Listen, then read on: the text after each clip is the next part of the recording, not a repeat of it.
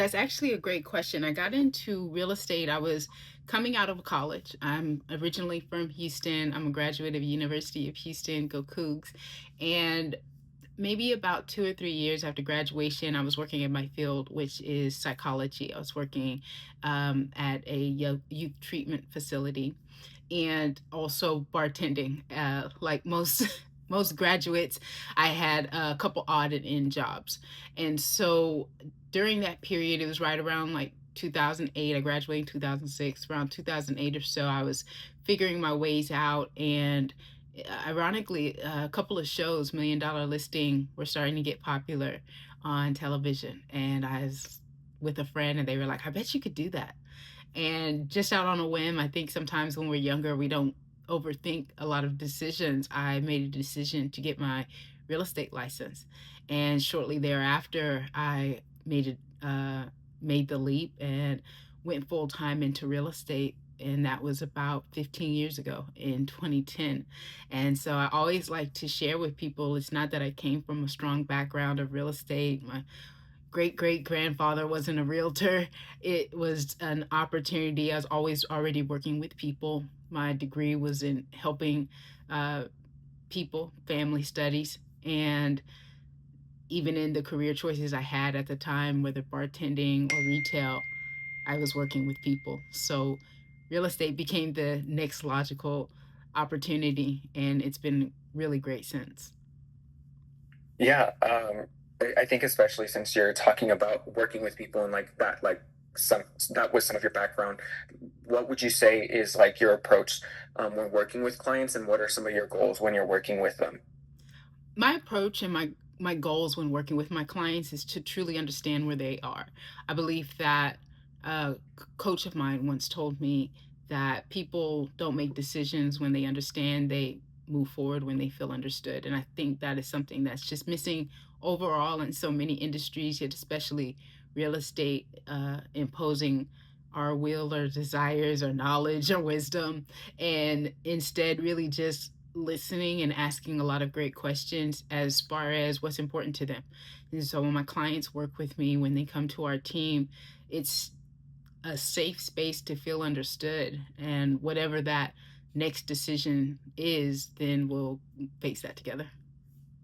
Yeah, and then my other question for you is: you've closed countless of deals.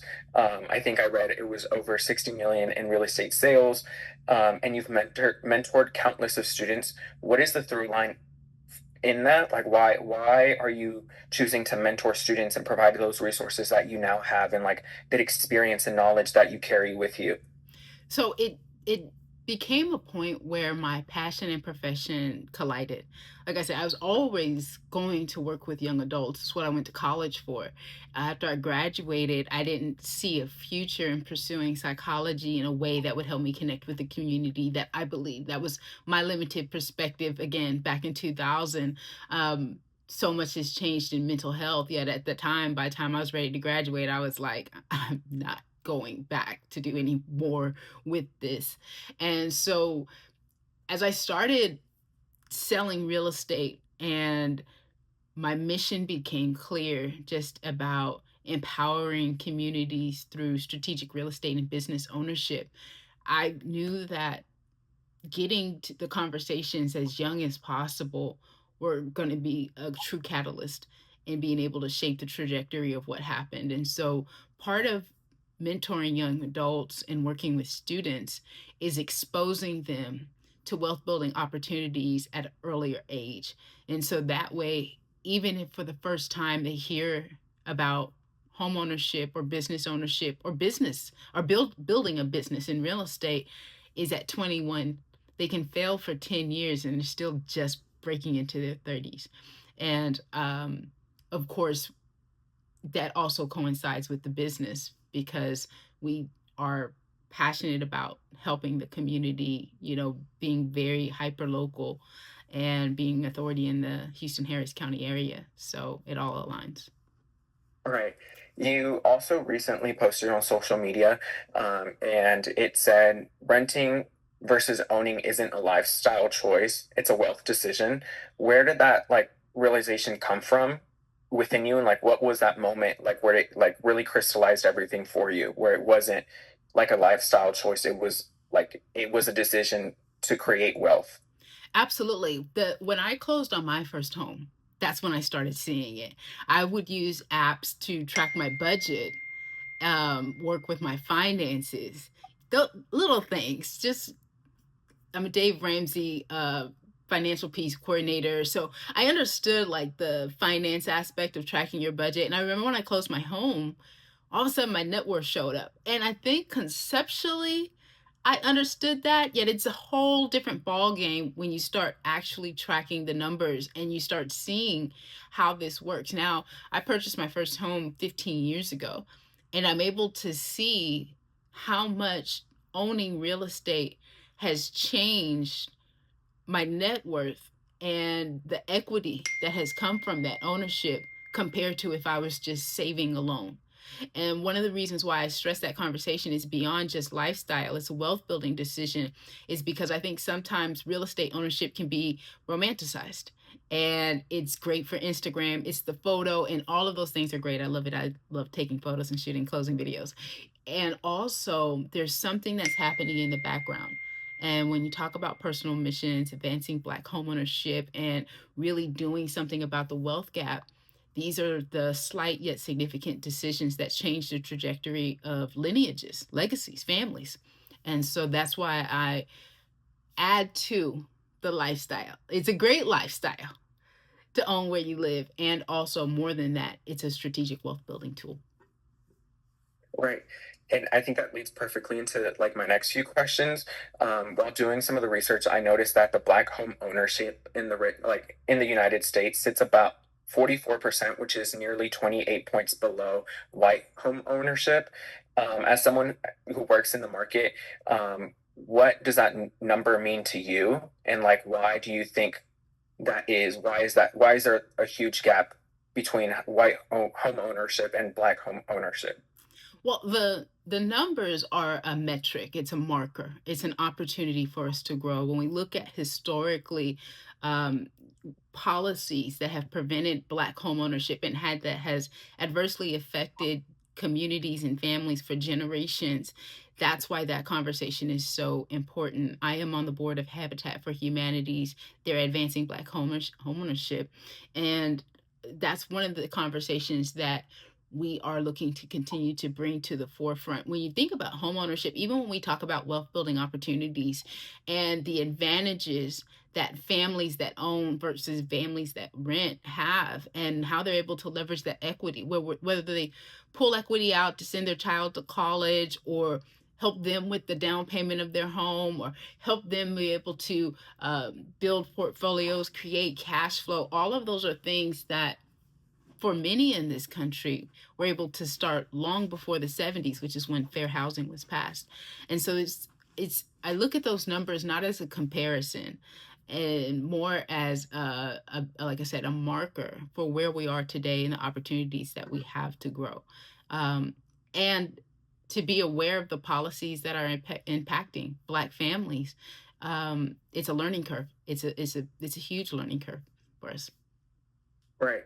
And I also ran into the Houston Chronicles reporting, and it stated that on the north side, we've been seeing over the last 5 years over 4,000 Hispanic residents leave their homes or be kicked out of their homes because the median home values in those areas jumped from around 280,000 to over 400,000. Do you see some of that same pressure building in like different areas of Houston? And why do you think this is like particularly happening with minority group like home ownership areas?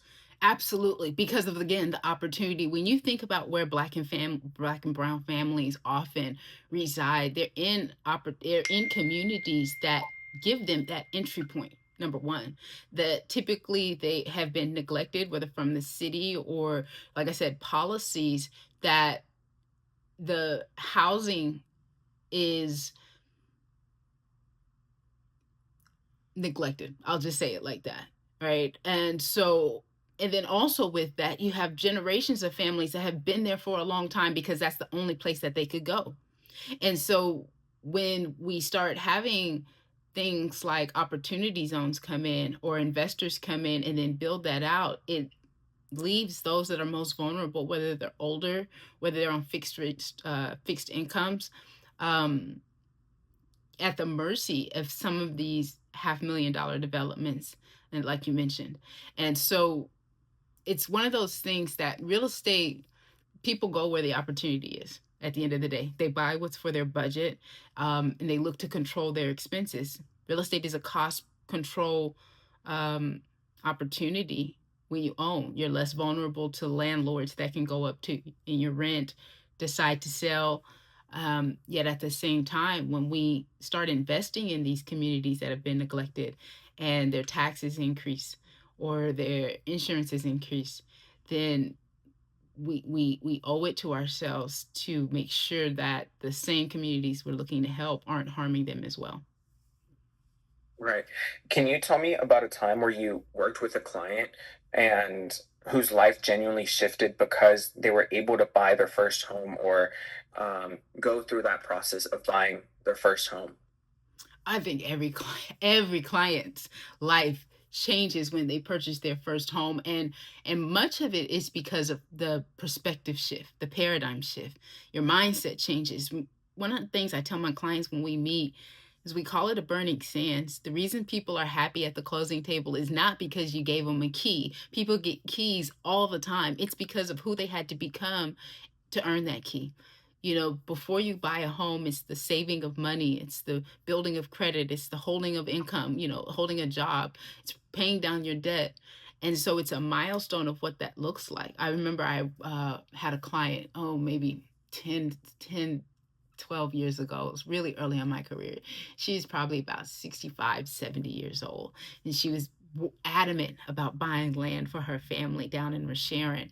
And, you know, especially what I love about real estate is because it's intergenerational, right? I work with 20-year-olds, 30-year-olds, all the way 80-year-olds and up. And I remember we're finding the lot. She's talking about what this means for her and her family, being able to build on it later. We bought an area of Sharon, didn't have restrictions, so she got 2 acres of land. And I remember sitting at that closing table and she was just beaming with so much pride. And so many people think that it's too late. And there was this woman, like I said, I don't know, 60, 70 years old, that was making this decision to buy because of what it would do for her family. And it's stories like that, changing the perspective from it's too late, I don't make enough money, it's just me, I don't know where I'm going to be in 5 years. All of these fears that often come across in our conversations, that when we get to that closing table, it's like being unstoppable. I mean, I don't know if you can relate to a time when something super scary, or sometimes I'm an adventurous. I jumped out of a plane for graduation. And I remember I was like freaking out. It was a tandem jump, and I was hanging on to the instructor, and he was like, on the count of three, we're gonna jump. And I was like, wait a minute. And I had no choice because I was attached to him. So if he jumps, I kind of went with him. And I remember just how, just in the plane, on the plane, flying up, all walking to the door, being completely paralyzed with fear. And then that moment you finally jump out the plane, and that feeling that you get just floating through the air. And that's how I look at home ownership. I think it's completely intimidating, especially, like I said, you come from a family or community where it's not as popular, where every decision is the first decision. And when you do that, I mean, it changes you, the people around you, the family within you. It's a ripple effect. It's beautiful. Right. I think just everything you're saying. For example, my parents were the first in our family, so my uncles and aunts have not, my grandparents have not been able to purchase a home, and so just us being able to purchase, my parents being able to purchase their home has also incentivized me. Like, if they were able to do it, I can do it as well. And like, this is not out of like reach, and like it's a reality. Like, if I set my mind to it, like that's something that we can all continue to do, and like it is something now that I can like visually see. Like before, it was like, oh, like it is a possibility. Like, okay, I could potentially do it. But now, like seeing them owning their like our first home, is like, oh, like this is genuinely something that I can do. Like it's within reach. It's normalizing it. And that's what I think, again, when you talk about, what are the impacts of policies that have prevented minorities from being able to purchase real estate or own real estate, and how, like you said, I mean, you go from it's possible to why not? Why wouldn't we? It's I mean, realistically, it's probably easier to own than to rent. I don't say that haphazardly. Sometimes just mathematically, when you look at the math and the comparisons between move-in deposits and double deposits and security deposits and triple the income. I mean, at some point, some of these numbers start to cross, where it's like, have you really looked at homeownership and the money that you're already spending? And I think that's the important thing, is that you're already investing the money. You're already doing it. You're Mhm. already doing it. And so when we can normalize that conversation to where it becomes, can I to why wouldn't I? I think that, just imagine, whether it's your aunt or you or your nieces and nephews, it changes the trajectory, and we're talking about hundreds of thousands of dollars over time, over decades. I'm not sure how old you are, but we talk about what does that look like for you to invest in today and let that compound over the next 4, 5 to 6 decades. That's the security. That's the cash flow that we're looking for. Yeah. I think just like we've been touching on, like we know that credit, down payments, and predatory lending is like one of the biggest like strategies and policies that we've been able to see, especially in recent years, that target like minority groups. Like, is there one in particular that comes to mind that you think does the most damage to like any minority group, especially in Houston? I think, especially in Houston, one of the most predatory lanes that I see, and I might get slack for this, is the internet. And the reason is because oftentimes it's just enough to get the views or the headlines without the full context. And so it's not that it's predatory inherently, it's just that it's just enough information for people to get in trouble. And when we're talking about um, hopes and dreams, I mean, you're in media, you're in marketing, right? That tapping onto that emotional trigger of people is what compels them to move forward and take action. And so when we have people into the community that look at the, these lives, these families, as opportunities to further their own agenda versus to um, truly build up and help those and educate those and give them the proper resources, that to me is predatory.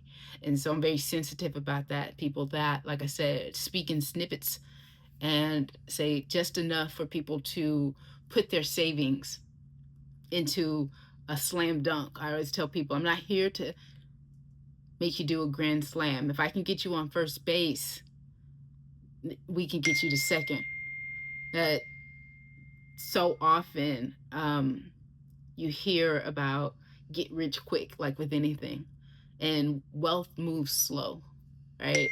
And I think that's the biggest thing that I would want people to know, is that, especially on the internet, in the 15-second reels and the clips and the high end videos and the speed ups and all of those things, be cautious, be mindful, check with someone that you know in real life, and have them taste tested. You know, tell me more about that. That's probably the most predatory I see right now. Yeah.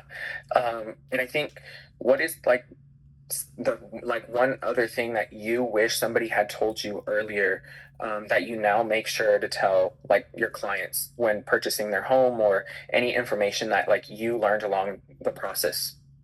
You're closer than you think. Number one, when you don't know what to expect, you feel like you have to be perfect. You feel like you have to be perfect for the realtor. You feel like you have to be perfect for the lender. You feel like, before I can raise my hand or ask a question, let me get myself together. But you've never done it before, so you don't even know what you're trying to get together. You just know that I'm not ready right now.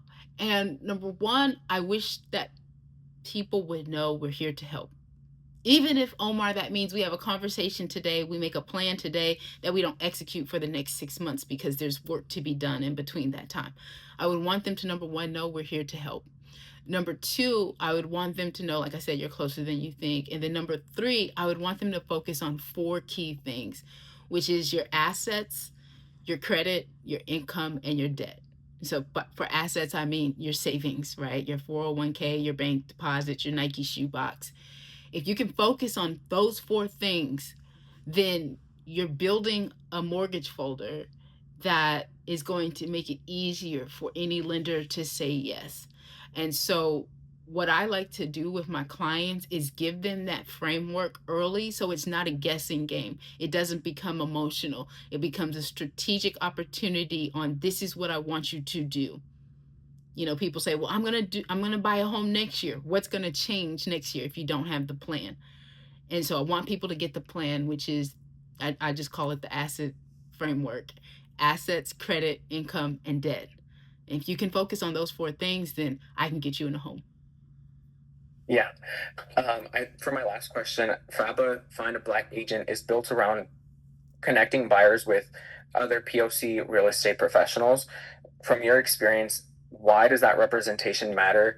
And why does it go beyond just a preference? Like, why is it important for somebody who's purchasing a home for the first time or is going into this space to connect with somebody who might look like them or sound like them or have a similar background as them? When I was in college, I went to a church and we used to have these sin studies, right?